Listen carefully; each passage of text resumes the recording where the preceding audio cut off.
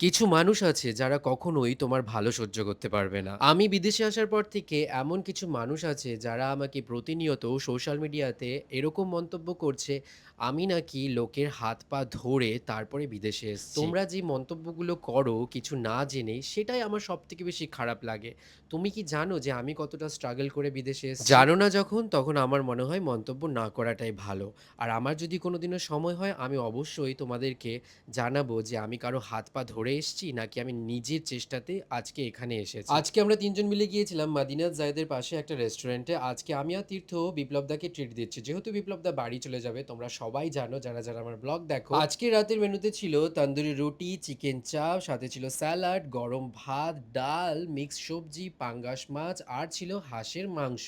হাঁসের মাংসটা আমরা অনেক দিন পরে খেলাম আর খেতে সত্যিই খুব ভালো হয়েছিল। বাড়ির কথা মনে পড়ে যাচ্ছিল। আর যেহেতু বিপ্লবদা কালকে বাড়ি চলে যাবে, দেখা হবে প্রায় ২ মাস পরে, তাই আমরা একটু গল্প করছিলাম আর মনটাও খারাপ লাগছিল। কিন্তু কিচ্ছু করার নেই, বিপ্লবদাকে বাড়ি তো যেতেই হবে কারণ বিপ্লবদার ওখানে ফ্যামিলি আছে।